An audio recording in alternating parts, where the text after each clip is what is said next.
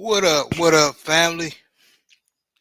Shout out to the mighty LDBC. Y'all know what it is. It's another installment of the HBCU Fanatics.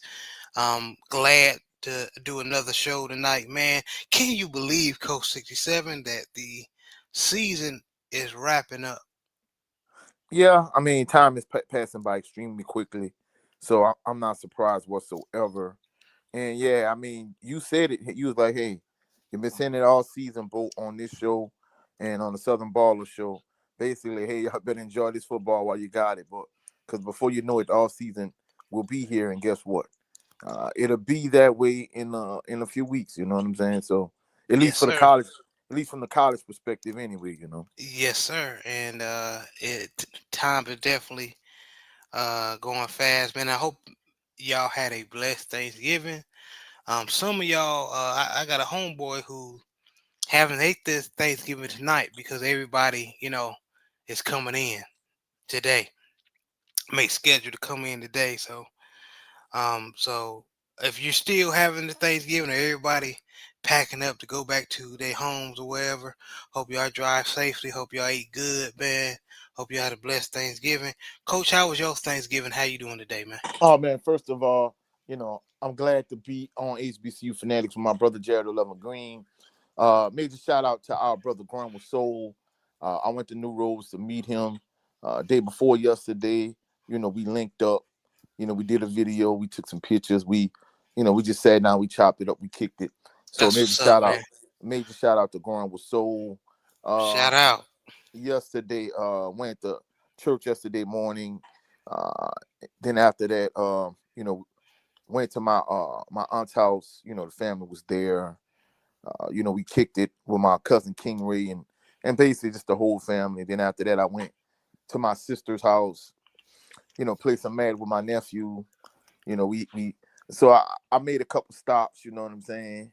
And then in addition to that, just spent time with family, enjoyed family. That's more important, Just yeah, man. yeah, and of course, I want to throw out another shout out to our brother Brent Fox. His son Sean made 6 today. So happy birthday to Oh, Sean. happy birthday to his son, man. Man, Brent Fox, man, is a man, little much love king, man. to our brother, the Lieutenant Brent Fox.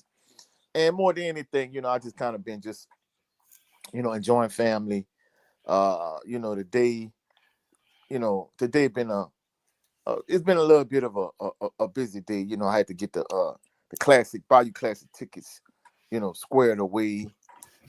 In addition to that, just a whole lot going on, but it's been a blessed week. Uh, got to go back to school already on Monday, but the time off was great. It's been a blessing. You know what I'm saying? I feel you, man, and um, speaking of glad doing the show, man, I thought I wasn't gonna do it. We wasn't going to do a show tonight, because I had to run around and do some obligations for family. But soon as I was done, I said let's go ahead and get it done, man. But Already, got to take care of family, and like I said, more than anything, I mean, outside of in my life, the law first, but family second. Got to play a lot of basketball this week with my cousins, and just spend time with family, just have conversations. So that's the most important thing in life to me. You know what I'm saying? yes, You know, yeah, of course, the law first, like I say, but family definitely a big second. absolutely, man, and let's go ahead and slide over into Division II ball, man. Congratulations to Albany State and Benedict, man. They um are both moved on from the first round of the playoffs, Division II playoffs. Albany State beating Valdosta State University 35-30, and Benedict beat their team. I'm about to tell you just a second who they beat, but both of them are playing each other again, but this time in the playoffs. So congratulations to both HBCUs, man. Um, able to make the playoffs, and then fortunately they have to play each other, but that's how it is, man. But for that game, actually, I'm going to go ahead and pick Albany State again. I think Benedict, even though they played each other in the the CIAC football championship game. Albany ended up winning 22-16. I believe this time it may be worse. Albany State may end up running away against Benedict. I could be wrong, but speaking of Benedict, shout I'm out going to with them. I'm going with Benedict myself. You know what I'm saying? Okay, we'll see. And shout out to Benedict, man. They beat Wingate University All right, all right. in the first round. So that's how Too they bad. playing each other. Too bad they couldn't play each other later in the playoffs, but it's all good though. You know. Yeah, man. And congratulations to Kentucky State, even though they got beat in the first round of the playoffs. Congratulations to them for even making the playoffs. Yeah, And and same thing with congratulations Johnson C. Smith. Go ahead. and congratulations to them because I don't care what nobody say. As far as I'm concerned, they beat Grambling. So congratulations on that too. You know. Yeah, they definitely be good. Don't get me started on that, man. Don't get me started on that shit. Yeah, they definitely beat Grambling, man. But congratulations to all HBCUs that was able to make the postseason, man. In Division Two. Um, but yeah, man. But yeah, like you said, you got Benedict. I got Albany State, but this time yeah, it's gonna be yeah, worse. yeah. And shout out to Coach Quinn Gray, man, the coaching, doing his like a damn good job over there at Albany State. Well, we're gonna talk about him a little bit later on in the show in terms of coaching news for once we talk about FAMU and Valley, how they're gonna play each other. So we're gonna talk about our friend Mr. Quinn Gray, how he could be in line to be the next head coach for FAMU, but we're gonna talk about that a little bit later on in the show, you know. Yes, sir. Yes, sir. Because we're gonna go straight to the MEAC, man. Scores of last week, week 13. Um, so we had North Carolina Central beating Morgan State, which we both picked. North Carolina Central. They end up winning 33-14. Howard unfortunately blew out Norfolk State 44-15. And it was a very good game until probably the fourth quarter, where South Carolina State pulled away with that passing game. Uh, South Carolina State beat It's the Delaware State. MEAC champs. Yep. Yeah, they're the MEAC champs, which we picked Delaware State, but I'm not surprised. South Carolina State looked like the season team. They're like they've been in the MEAC championship before. So, but I am impressed with Coach Deshaun Jackson. He has a very good base. Yeah, Um, yeah. in his first year to build his program, his ball club, man. So shout out to Coach Deshaun Jackson. You got any thoughts on the game and then Coach uh, Deshaun Jackson, how he did this year with those Hornets? Well, first of all, congratulations to Coach Deshaun Jackson. I think he did an excellent job this season. I think they exceeded all expectations, truthfully speaking. But, I got to give you your credit. At the beginning of the season, I picked North Carolina Central to win the MEAC, and you picked South Carolina State, and it ended up working out the way you said. So, you got it right. You know what I'm saying? Yeah, man, I just knew South Carolina State and Coach Berry was gonna have them boys ready, man. Tennis Berry, yeah, yeah. Shout out to Yeah, Tennis Berry. yeah, man, and salute to my brother Big Joseph Townsend, old Hillside Bourbon Yeah, hey, in the hey, building, man. this holiday season, y'all need to get y'all a bottle of Old Hillside Island. I already told my cousins, hey, when we coming through for Christmas, I'm bringing my bottle. You dig? There's a website right there. No excuse, man. The Yeah, holidays coming, like Coach said. Even if you don't drink, you got that uncle or that auntie or your mom and dad that like to have some bourbon in the house, man. This is black owned, so y'all hit them up, man.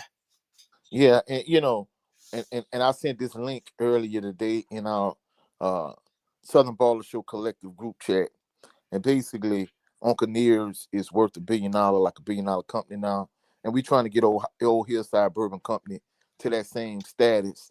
So y'all go out, y'all support this black owned bourbon company. we trying to get them the $1 billion status also. You know what I'm saying? Yes, Or sir. Hillside Bourbon. Get your bottle. Yes, sir. Support black-owned businesses. Yes, sir.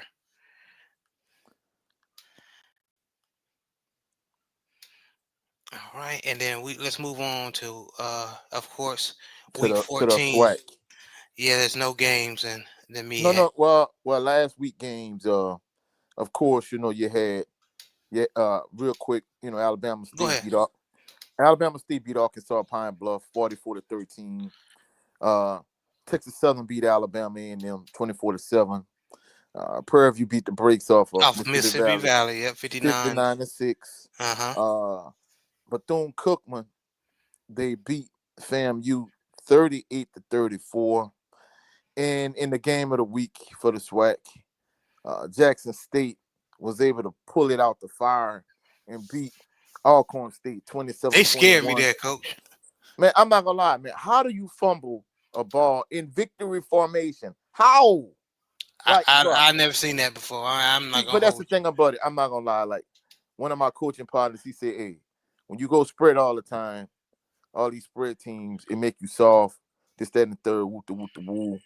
But when you so used to going out the gun that you can't even going to center and get a snap and take a knee, it's like, bro, how? You know what I'm saying? And the irony is, one of my former co-workers, she graduated from Alcorn State, and her daughter works in the admissions department at Jackson State. So they had a little wager, like I used to have with my ex-wife. Like, hey, whoever win, you gotta put the other opposing team shirt on and put it on social media and whoop the woo. And she a diehard Alcorn State fan. And she ended up wearing a Jackson State shirt and posting it to social media. I didn't think she was gonna go through with it, coach. But bro. But I'm like, dang, I can't believe coach did it. She did it. I got to give her props. But that's crazy how okay, in okay. these families, you on Jackson State side, they on Alcorn State side. So it was funny seeing her. She Natchez through and through. She Alcorn State through and through. But to see her wearing the Jackson State shirt on social media, it was just so funny to me. So, that's my funny story. But like I said, just from being in victory formation and almost fumbling that ball. No, not fumbling, almost fumbling the ball, almost giving the game away. But at least they was able to pull out the fire and hold on to the end. And of course, in next week's episode, we're gonna talk about our predictions of the SWAC championship game in terms of Prairie View and Jackson State. So people have already asked me about it. I already talked about it a little bit on my channel, but Hmm. next week I'm gonna go into full depth, full detail in terms of next week here on HBCU Fanatics, who we think gonna win the SWAC championship and who gonna go on to play South Carolina State in the Celebration Bowl. Yeah, we're gonna be right here giving our predictions, fam. So y'all make sure y'all be here next week. This time, actually, next Thursday. Yeah, yeah. But let's go into the games, man. We're gonna save that Bayou Classic for last, man. Um, Already. but Florida A&M versus Mississippi Valley. You think Mississippi Valley got another upset in them? Nah. I mean, the thing about it is, I don't know how focused the FAMU players are. There's a lot of speculation in terms of there's a lot of turmoil in the program allegedly. Willie Simmons, when they won a Celebration Bowl, it kind of goes to show you the difference My sister between, Shaw was. Yes, indeed, boxing salute, sister. man, salute to the beloved Queen Shawala Yah. Yes, indeed, boxing. Go support our channel. Go check the Please. queen out. You know what I'm saying? But like I was saying, it goes to show you how when Deion Sanders had Jackson State and, their program was in a good spot and Willie Simmons had FAMU and they were in a good spot. Hmm. When T.C. Taylor took over Jackson State, he took what Deion Sanders built in terms of the foundation he laid and he built on it. Whereas from once Willie Simmons left and became the running backs coach at Duke, now he's the head coach at FIU. James Cozy took over for him. He hasn't had the same type of success that T.C. Taylor has had at Jackson State. And truthfully speaking, I'm gonna tell a real quick story. I done told it on this story. I mean, I done told that story on this channel before. Like a few years back, Go ahead. when Jeremy Musa was the starting quarterback at FAMU, and Willie Simmons was the head coach. They came to A.W. Memphis Stadium. This is the infamous what I call drop game, where it was like a little bit less than a minute left in the game, and Southern was at about the 50-yard line, and Eric Dooley ran a draw with I think he ran a draw with Kendrick Grimes, if I'm not mistaken. And they asked him like, okay, Eric Dooley, why did you run the ball with like less than 2 minutes left in the game right at midfield? He was like, well, they were in drop 8. And that's a lie. For those people that don't know the terminology, basically you playing some type of prevent defense or some type of umbrella coverage. That wasn't true.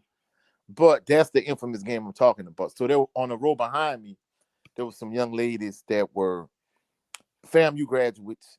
They were all from Louisiana. So a few of them were from New Orleans. A couple of them were from Baton Rouge. And basically they were complaining about Willie Simmons and Jeremy Musa.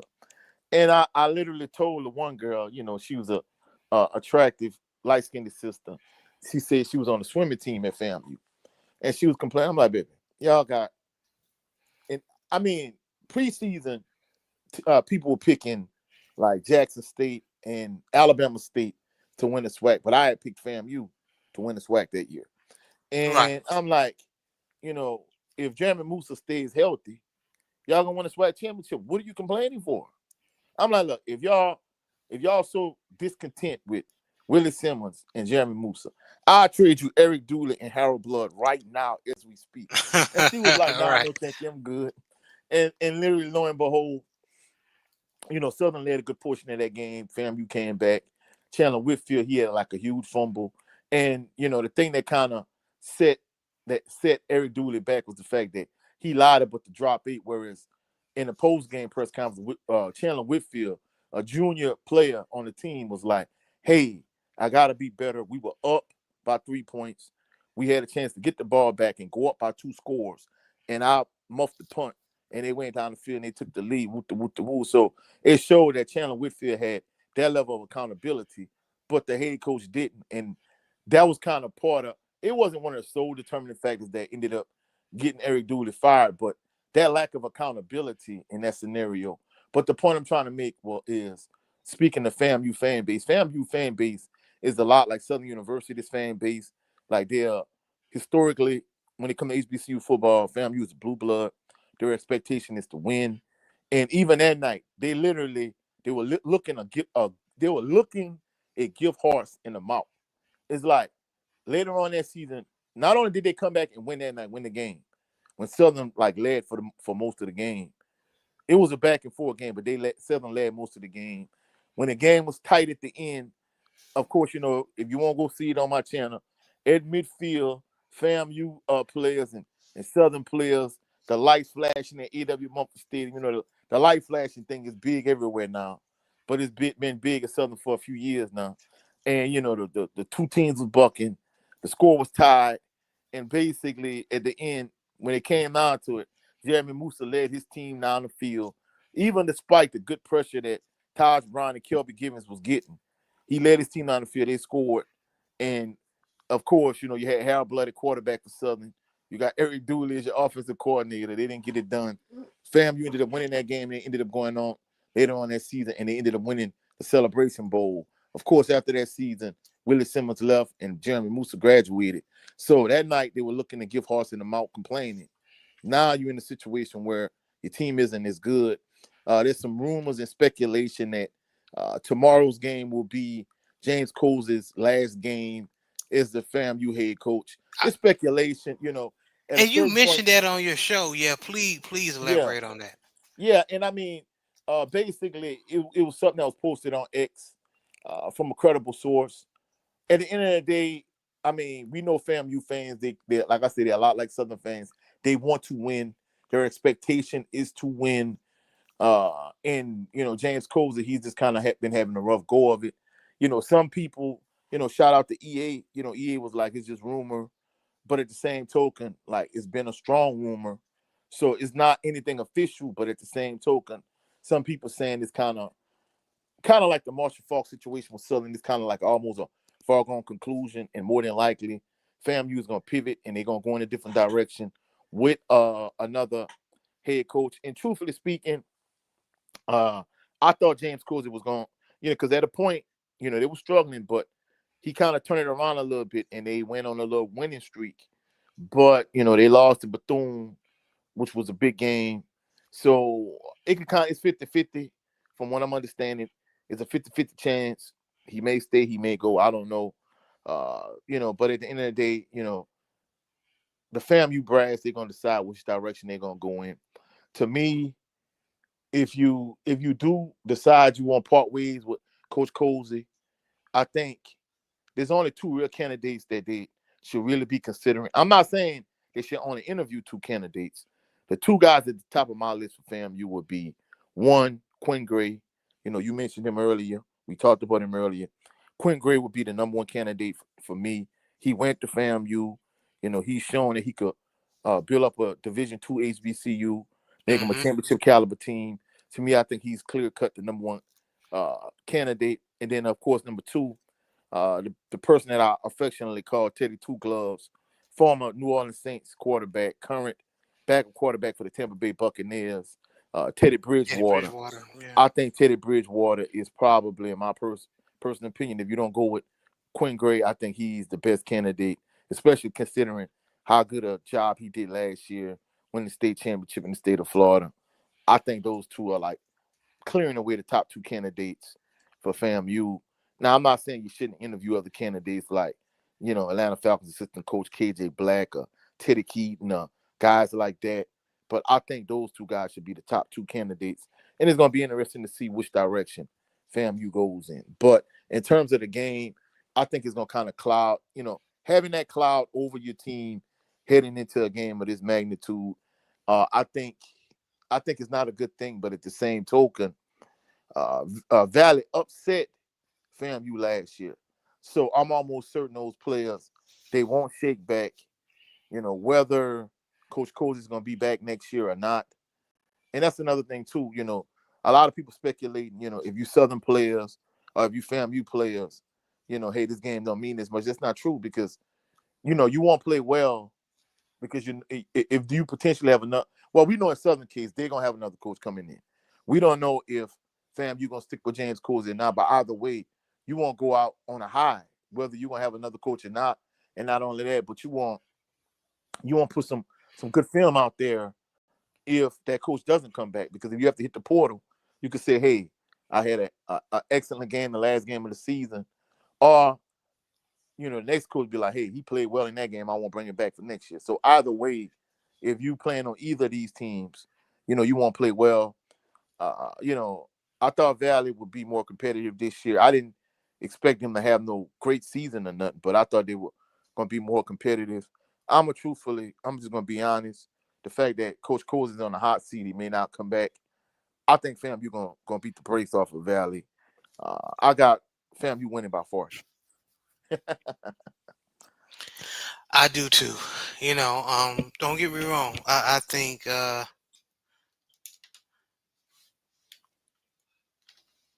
think Mississippi Valley. I just got a feeling Mississippi Valley gonna eventually. The atmosphere eventually may change. I like the coach that they Terrell Buckley, currently yeah. have, Terrell Buckley. It's just it's not this year. So yeah, I agree wholeheartedly. They will get dog walked. Yeah. And, Unfortunately.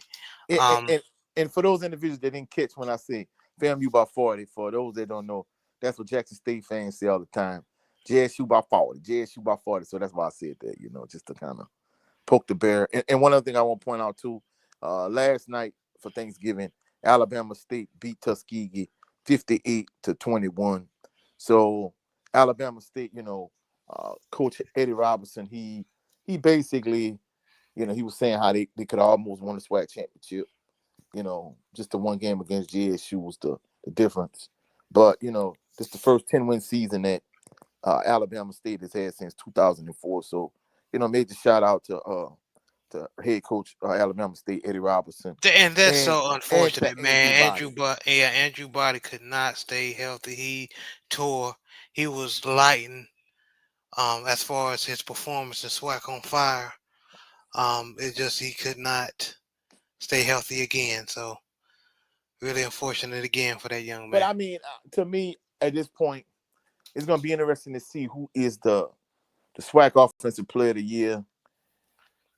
I think the only two candidates for me is, I mean, unless you give it to one of JSU running backs, but even maybe Trey Holly. But at this point, I think it's either Body or Morgan. I think it's one of those two. I'm leaning a little bit more towards Body over Morgan, in my personal opinion. But we'll see how things play out at the end of the year. Yeah, we definitely see, man. We will definitely see. Now let's get to the Bayou Classic.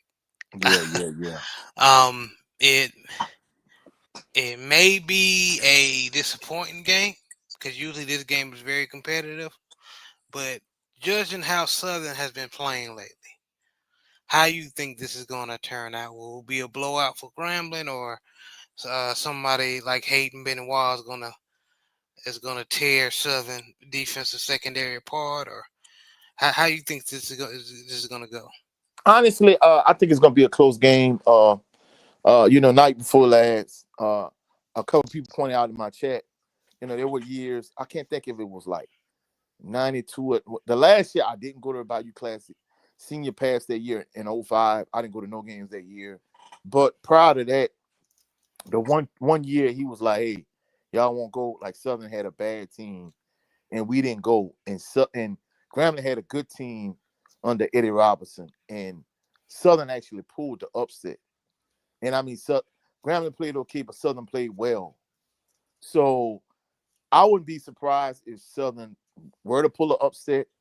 It's unlikely. I think it's going to be a close game. I don't think it's going to be a blowout or anything. I mean, I think Benoit is a good serviceable quarterback. No, by no stretch of the imagination in my mind is he Doug Williams or Devontae Kincaid or Bruce Eugene. I don't even think he Kendrick Nord, to be honest with you. So I'm not looking for that. Don't get me wrong, Southern defense is terrible. But if I'm Southern, my game plan would be I don't know if Ashton Strader, to me, I think he got hurt against Texas Southern, so I don't know if he's going to be available tomorrow. But whether he's healthy or not, I will go with Cameron McCoy, and I just will lean on the I running agree game. too. I I'll will go lean on the Cameron running game. McCoy. I will let Cameron McCoy run the ball. One, two. I will be certain that I give Trey Holly at least 20 to 25 touches, maybe 25 total, maybe just 20. And then in addition to that, give him a steady dose of Barry Remo and also a little bit of Amarian Asbury. Uh, if you Southern, you definitely got to minimize your turnovers. You got to minimize. You can't turn the ball over. You got to have very few penalties, and you want to stay on the field as much as possible and keep Grambling's uh, offense and your defense on the sideline as much as possible. And you can't settle for field goals. You got to score touchdowns. And more than anything, after that, I think in the passing game, I would try to get the ball to Dupree Fuller and Darren Morris.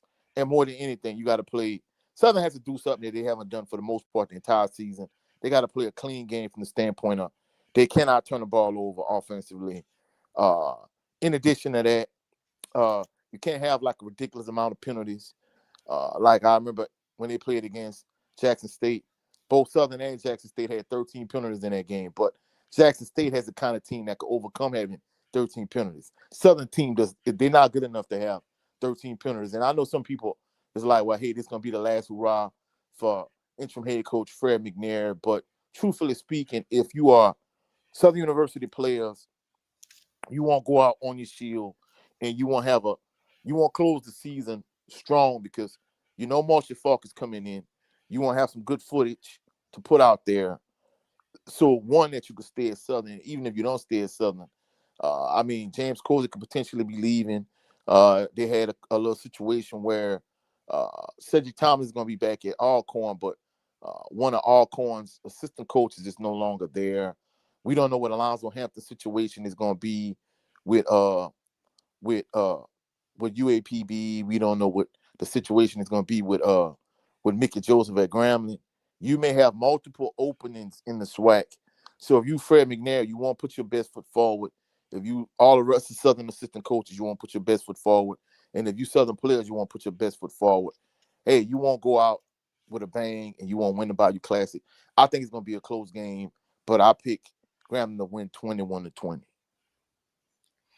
Okay, and I agree. And I learned my lesson picking this Southern Ball Club. I was trying to give y'all a chance against the lowly UAPB Golden Lions. And Y'all let UAPB me beat the down. brakes off 'em. Yeah. Y'all tried to rally in FAMU, but FAMU ended up beating y'all. Um, so I definitely I got Grambling, but I got Grambling by blowout. I believe in this by the second half.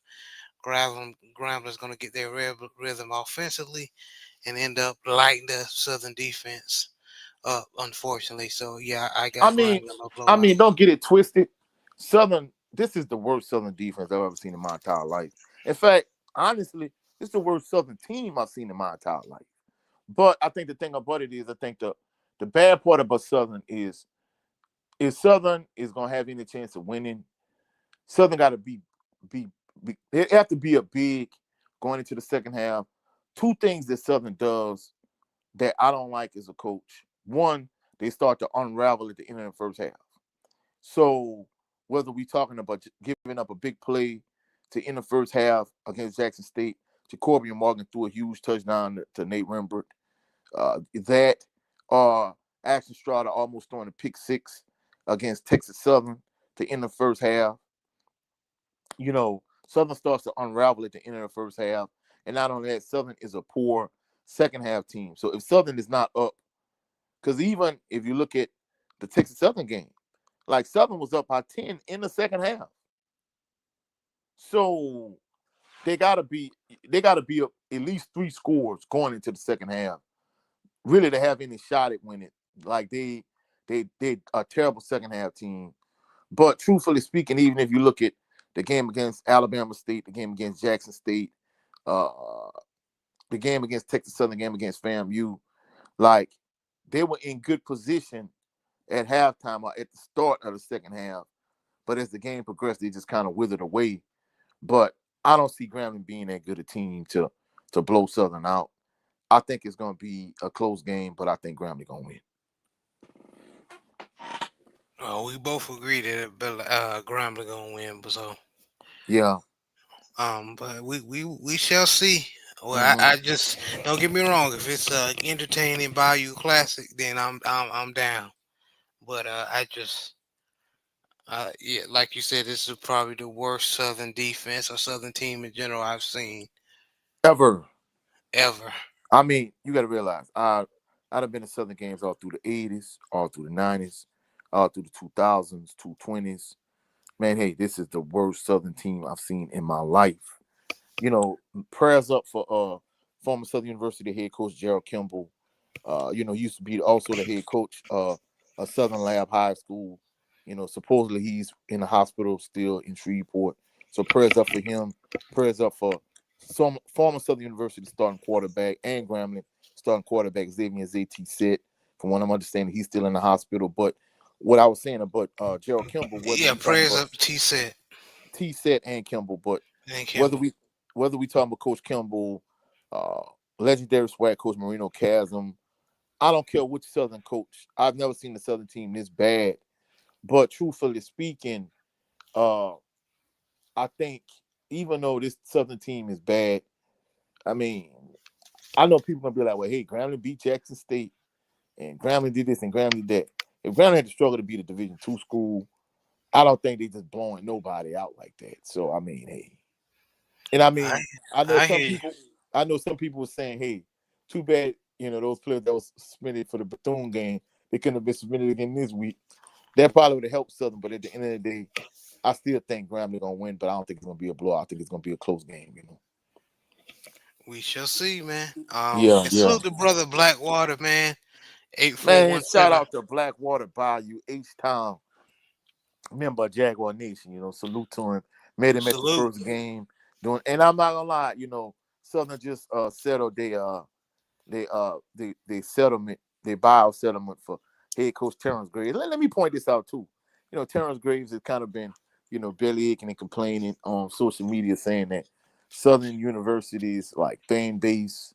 He didn't say fan base in particular, but he just like basically they besmirching his character and like dragging his name through the mud. That's the reason why he couldn't get a coaching job with his former alma mater, Winston-Salem State. And I'm like, everybody I talk to, they say literally Terrence Graves is like an extremely nice human being, but that does not win football games. Yeah, he seemed So like a nice brother. It's just that yeah, I mean, from all accounts, they say he's a very nice guy. But being a nice guy don't make you a good football coach. And truthfully speaking, Blackwater Bayou pointed this out when he got hired. He was like, man, he was a terrible defensive coordinator. What make you think he's gonna be a good head coach? So, shout out to Blackwater Bayou, met him at the Alabama State game, a long time day one subscriber. Shout out to him, shout out to his pops. Pops been going to Southern University games for over 60 years. So major shout out to that brother, Blackwater Bayou, and shout out to Pops. loyalty, loyalty, man. Yeah. But no, I just had to bring that out of Terrence Graves. He was the first person to point it out on my channel, and of course it didn't go well. And he felt like, hey, he should have been able to get a coaching job at Winston-Salem State. It didn't happen. So, I mean, look, bro, he just wasn't a good coach. But Southern settled their buyout settlement with him. I wish him well. Hopefully he lands on his feet. Whatever the case may be. But he got a good little buyout settlement from what I'm understanding. So, at least that aspect of it worked out for him, But shout out to Blackwater Bayou. But, it's going to be interesting to see how things unfold after the Classic. And, of course, that's going to be the next topic in terms of, what is going to be the Monday after the Classic. Right, man. Right.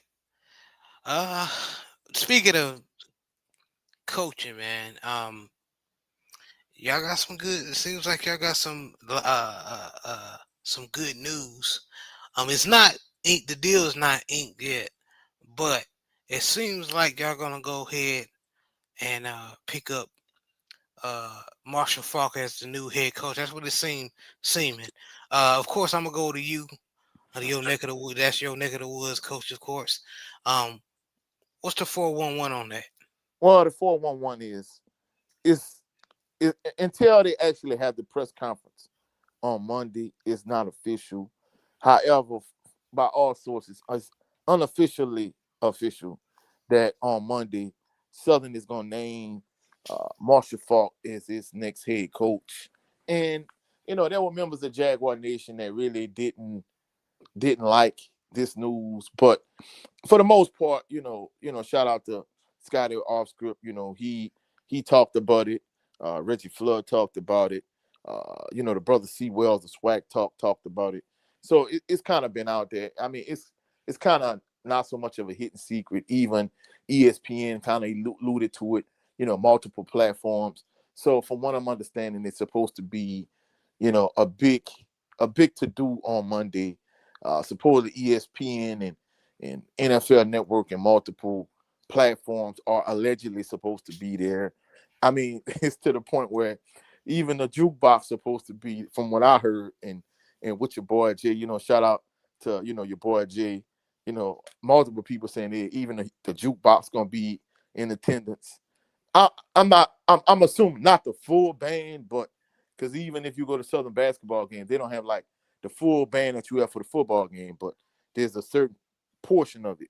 But either way, supposedly, they're gonna be in attendance at the press conference. You're gonna have multiple media platforms, and the big thing, Scotty kind of talked about it on his channel, but multiple people told me this behind the scenes, and they sent me the the link from Scotty's live stream in terms of what he talked about. At one point, Southern interviewed North Carolina Central head coach Trey Oliver.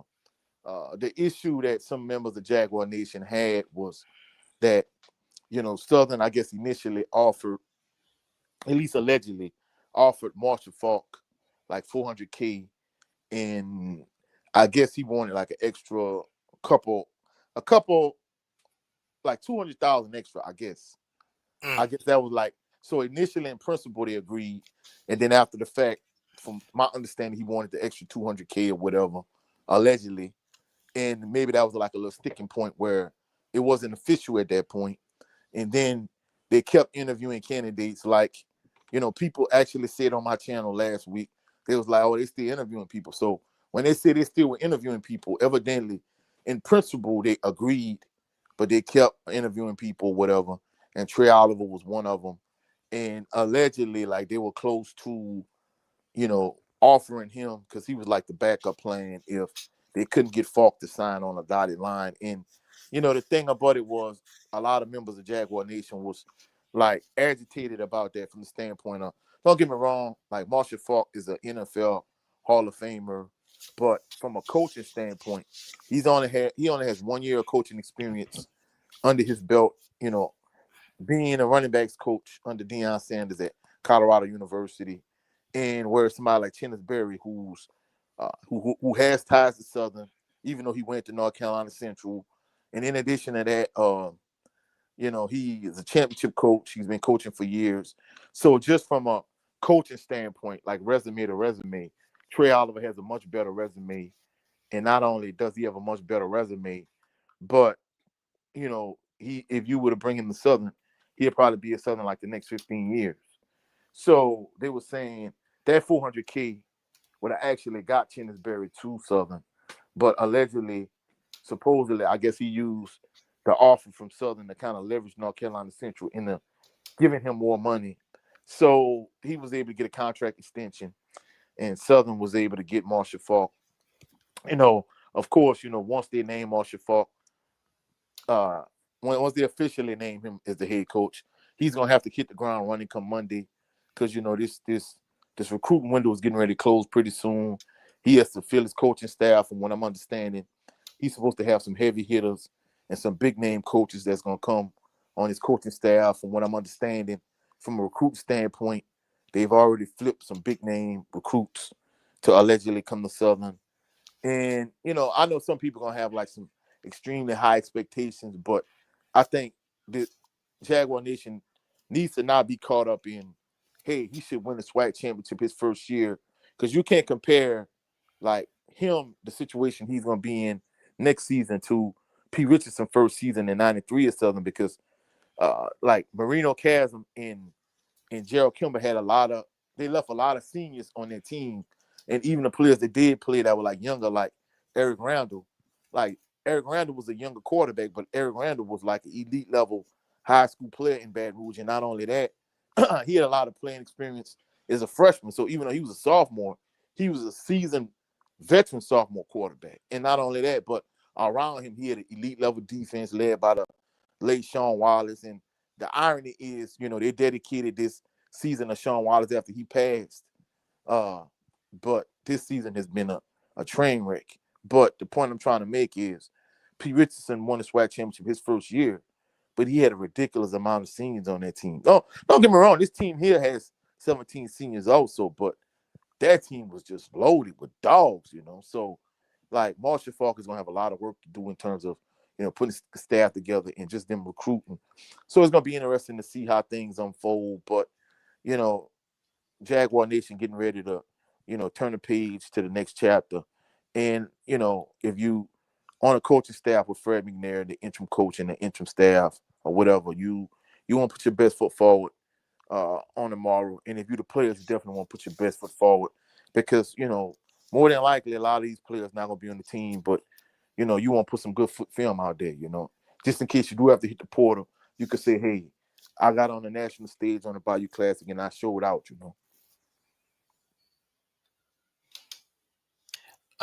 Salute to Keep It Up, fam. He says, now that Marshall Faulk is the head coach, what is the plan to start to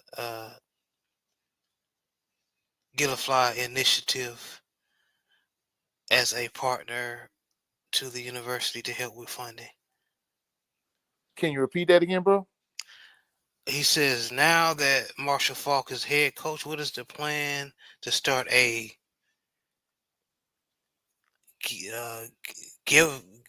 Givify initiative?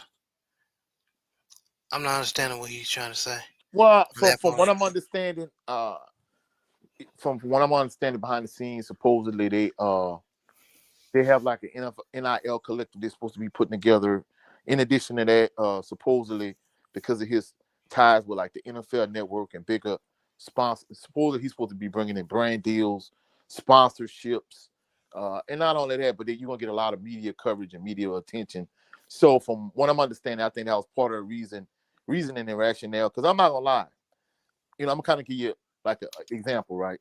Southern is synonymous for certain things, and when it comes to like its hiring practices, Southern is not synonymous for being fully transparent. So that's why initially when they said they was using this national search committee, I was kind of skeptical of that because that's kind of always been outside of like Southern's MO in terms of, hey, this is how we're gonna go about hiring the next guy. It's always been like some nepotism or good old boy network or politics or whatever. But from what I'm understanding, part of the reasoning and rationale for hiring Marshall Faulk is the fact that he's gonna bring. I'm not saying he's gonna use his own personal money. What I'm saying is his relationships and his connections. The same way Dion had connections at Jackson State, allegedly he has connections with people, and that's the reason why, evidently Tony Clayton gonna like have some he gonna have a hand in it from a financial standpoint. But in addition to that, he's supposed to have brand deals, sponsorships. So evidently from a monetary standpoint, like they're gonna do a better job funding. And I'm not gonna lie, one of the reasons why they didn't want to pivot from Roman Banks, because Roman Banks, when it comes to like interfacing with the community, networking, and fundraising, like he excels in all of those categories. So I think from a financial standpoint, that's why, from what I understood, that's part of the reason why they was able to give him the 600K that he wanted. And not only that, from what I'm understanding, his offensive and defensive coordinator is supposed to be getting like 200K. And not only that, they're supposed to be putting like an NIL collective together. So from a financial standpoint, from what I'm understanding, uh, like they're gonna have the money in place, and he's gonna have the full financial support and backing to kind of do whatever he needs to do once he kind of takes the reins starting on Monday as being the head coach of Southern. That's gonna be interesting, man. And then I forgot who was sharing with us last show about Marshall Faulk. Got some stuff planned Yeah, financially. yeah, yeah. That was your boy Jay. Salute to him. He wanted a, loyal subscribers to the channel. Salute to your boy Jay. But I think it was him that kind of pointed that out. Oh, he said he's not talking about Marshall Faulk, and he's talking about the alums, which are going to what are they going to do? Start a YouTube channel like KC 400, 1400 to start a collective Yeah, I don't know, truthfully speaking, but I'm almost certain something is going to happen. You know what through I'm a saying? 501c3. Something is going to happen because, truthfully speaking, you know, it's kind of a big thing. I think that's the reason why they wanted Marshall Faulk to bring a lot of attention to Southern. So it's going to be imperative that they put together an NIL collective and fundraising. In fact, they had a big fundraiser that we was a part of that they kept. I don't know. I'm sure you saw it if he came to AW for all the games, but they was raffling off this Benz, and if I think one ticket was like $50, three tickets were $100, and so on and so forth. That just was kind of like to raise money, whatever, whatever. But they got like multiple fundraisers that they had like recently, and from what I'm understanding, they're supposed to have more fundraisers. They're supposed to reach out to more boosters and alums and things of that nature. So from a financial standpoint, I'm thinking they're gonna have everything in place in terms of having an NIL collective. Okay. Okay. Keep it up, fam. Did that answer your question? Hope it did, brother. But that's gonna be interesting, man. I'm interested to see. I'm excited for y'all. I'm not used to seeing y'all be this bad. So hopefully, Marshall Falk can turn things around for y'all. Um, Well, I'm gonna be truthful. I think just strictly from a like, hey, what is his identity going to be offensively, defensively? What type of team he going to put together? What type of recruiting? Like all of these were questions that like Jay Good and myself and other like diehard members of Jaguar Nation kind of had behind the scenes. But in terms of, you know, from a monetary standpoint and recognition and being able to rebuild your brain, you know, of course, first and foremost, I'm in full support of them hiring him. You know, like C. Wells said, hey, I'm gonna support you until you give me a reason not to support you. You know what I'm saying? In terms of Right. like he said about Terrence Graves. But the point I'm trying to make is I think it's gonna work out because when you have somebody of his magnitude and his stature and the recognition and the finances and everything that's gonna come with it, and from what I'm understanding, if he gonna get the caliber of coaches that like they say he gonna get, I think things should work out. You know, you got a historical blue blood like Southern, and you got an NFL Hall of Famer like Marshall Faulk. If he gonna have the type of coaches that they say he gonna have, and I mean, it's to the point now. I think the one thing I'm kind of concerned about, I think Jaguar Nation has to kind of pump their brakes because like people already talking, a couple people talking behind the scenes. Like this is gonna be a foundational season next season. Don't expect Southern to go, 10-1 and hey, we compete for a SWAC championship. Like that's too much, too high expectation because from what I'm understanding, they were like, yeah, coach, I understand he flipped a couple, 3 and 4 star players and Southern gonna have some. I'm like, hold up, man, like y'all jumping out the window. It's too early. You know what I'm saying? So I think the next season, this is going to be a foundational season. Don't get your hopes up to the point where, oh yeah, he should win a SWAC championship his first season the way Pete Richardson did. This situation that he's inheriting and the situation that Pete Richardson inherited, they're completely different situations. So don't have like ridiculous expectations right out the gate. You know what I'm saying? Right. And keeping up fam said it's a way to get he's talking about the give life he is used to as a tax write off. He said it's a way to gain money from the new fans who will become Southern supporters for life because they know Marshall Faulk. Also, he said JSU Jackson State failed to capitalize on this early when Dion was coach and waited until he left till they started the plan. Southern can capitalize on this early, so the sooner they give the Give Life 501c3 approved and started, the better. Okay. Well, see, I'm not gonna lie. It's major shout out to Keep It Up, fam. When it comes to like group economics and financial literacy and that type of thing, it seems like he's ahead of the game compared to the average person. So he Yeah, kind of because I knows ain't know the what a basics. Give Life he was. I had to look it up. So thank you for the education, brother. Yeah. So he kind of been talking about this a little bit on my channel, and he's like 5 steps ahead of all the rest of us when it comes to that, because he's big on like group economics and that type of thing, and because me and somebody else talked about this in terms of the LDBC. We're gonna have to run something like this by the general, but he big on group economics and that type of thing. So he clearly when it comes to like financial literacy and fundraising and that type of thing, he's like 10 steps ahead of like the average person like you or I. Right. And Keep It Up Fam says don't set the bar low for yourself because South Carolina State and didn't with Chennis Berry. So why should Southern with Marshall Faulk? If you expect low, you get low. If No, no, you no, no. Well, see, if no. you expect better soon, that's what you get. Well, I mean, I understand having the right mindset, but the thing about it is, when it comes to Jaguar Nation, you want to set the bar high, but you don't have unrealistic expectations. I mean, I think that's one of the issues that kind of, I hate to say it, you know, one of the issues you had when you look at Terrence Graves. He went to the SWAC championship last year. This year, it just was a terrible season. The same thing with Dooley. He went to the SWAC championship his first season. The next year, he dropped off.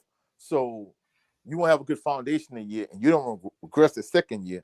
You won't propel and go forward. So I'm not saying we should be 1-10 again next year at the same time.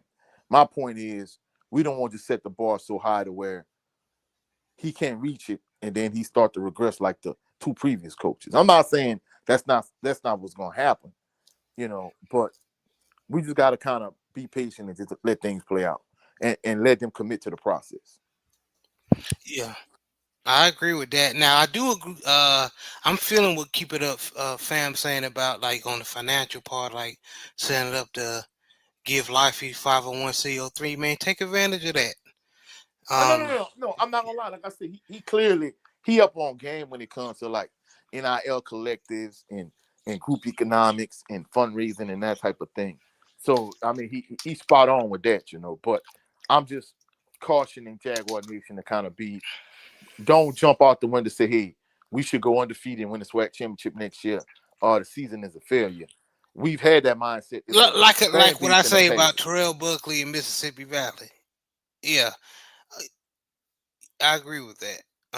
Of course, Mississippi Valley is a high mountain to climb, but I get what you're saying.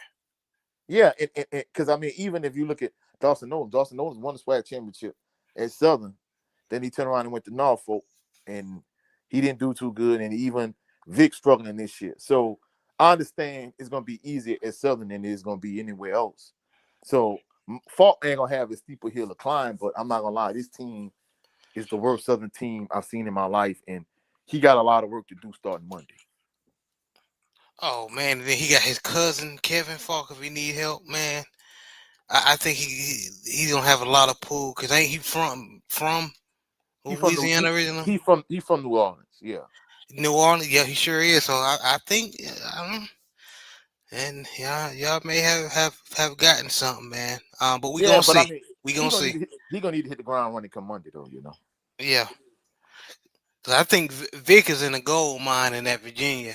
Just using Vic as a example, what I'm talking to about Marshall Faulk, talking about regarding Marshall Faulk. Um, Vic know that area, that Newport News area and all the other areas around him with that all that talent, man. Cause and then he got the answer, Allen Iverson, Yeah, man. Kids want to be around that, man, with all that yeah. all around all that greatness, man. So Keyshawn Davis. he should, oh Lord, not that. Yeah, man. But anyway, but we was gonna be here for a good time, not a long time. Let's go ahead and wrap it up, Coach, man. Yeah, things wrapping up, man. It's crazy, and I always said, man, enjoy this season. Even if your particular team, like my Baltimore Ravens, is not playing good, so but I want to enjoy some football. So I got the high school football app. So I've been watching some high school football lately. So enjoy football. Don't just sit there and be mad because your college team, whatever team, is doing good. Enjoy some football. Also enjoy this football because it's wrapping up, man. Enjoy the Yeah, football season. yeah. But coach, to get us out of here, man, let us everybody know where they can reach and see you. Well, first and foremost, we want you to come through and join our HBCU Fanatics Facebook group. Be certain to come check out our HBCU Fanatics Facebook group. You can catch me at Coach 67 Sports TV on all social media platforms. For all my Southern University diehard members of Jaguar Nation, come join our Southern University football Facebook group. And you can catch me at Coach 67 Sports TV here on YouTube.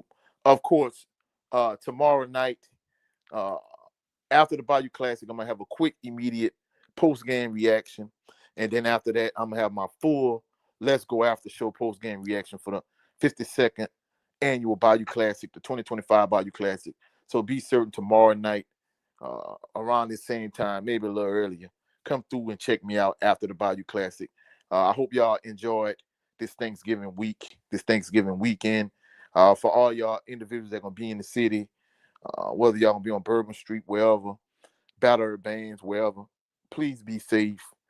Uh, and just enjoy this Thanksgiving weekend.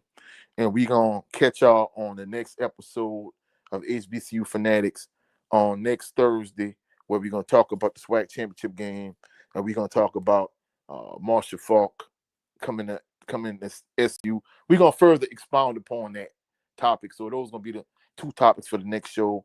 And also be certain to come through Sunday and check out the Southern Baller Show, barring if everything goes the way we anticipate, we expect 3:30 p.m. Central Standard Time to have another episode of the Southern Baller Show. We appreciate all of y'all and salute to the mighty and awesome LDBC, you dig?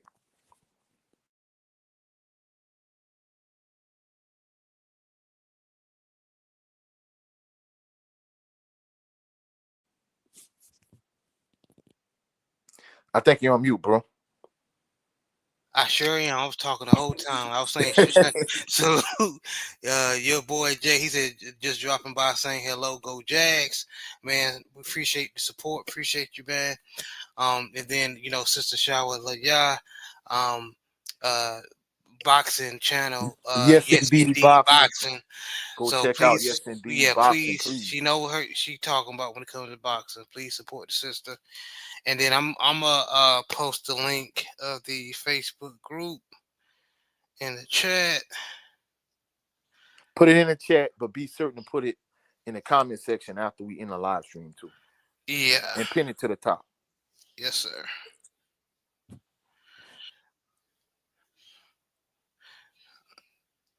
So just depend it. So y'all make sure y'all come join us over there, man. But like he said, yeah, come join us Sunday, Southern Baller Show, 3:30 p.m. Central Standard Time. Uh, we talk about football, boxing, everything over there, man. Top So 25 college football, NFL football, boxing, and other popular sports topics. yes, sir. Yes, sir. So you're more than welcome to slide on through. But again, this was another installment of the HBCU Fanatics. Y'all be blessed, man.